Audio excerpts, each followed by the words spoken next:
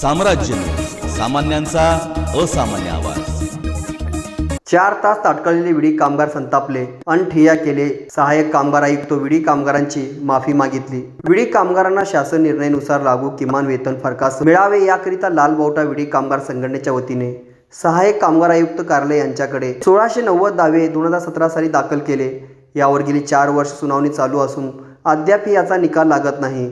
याबद्दल ज्येष्ठ कामगार नेते माजी आमदार कॉम्रेड नरसई आडम मास्तर वारंवार निवेदन चर्चा करूनही दावे प्रलंबित ठेवले। गुरुवारी 6 जुलै रोजी सहाय्यक कामगार आयुक्त कार्यालय येथे सुनावणी दुपारी 2 वाजता ठेवण्यात आली। तब्बल 4 तास विलंब होऊन सहाय्यक कामगार आयुक्त कार्यालय येथे न आल्याने विडी कामगार आक्रमक होऊन कार्यालयात ठिय्या मांडले। यावेळी जोरदार घोषणाबाजी करण्यात आले। यानंतर सिटूचे राज्य उपाध्यक्ष कॉम्रेड युसुफ शेख मेजर यांच्या नेतृत्वाखाली विडी कामगाराचे शिष्टमंडळ सहाय्यक कामगार आयुक्त सुधीर गायकवाड यांना भेटून म्हणणे सादर केले। यावेळी साधक बाधक चर्चा झाली।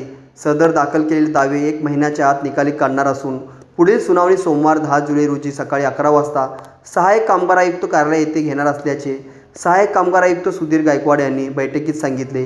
त्यानंतर विडी कामगार कार्यालयाचा ताबा सोडले। यावेळी सिटूचे राज्य उपाध्यक्ष comrade Yusuf Shaikh, advocate Naseer Mashalwale, William Sasane, Bapu Sable, Wasim Mulla, advocate Anil Vasam आदींची प्रमुख उपस्थिती होती। याच्या आधी जे आपले सहाय्यक कामगार आयुक्त होते ना, त्यांना वारंवार माजी आमदार नरसई आडम मास्तरांनी भेटले, चर्चा केली की तुम्ही या संदर्भात तुम्ही म्हणजे प्राधान्यानं सुनावणी घ्या आणि कारण तुम्हाला ज्युडिशियल पॉवर आहे, तुम्ही निकाली काढा। परंतु त्यांनी अजिबात त्याचा प्राधान्य घेऊन दिला नाही। हॅलो, बीडीच्या केसेसमध्ये बोल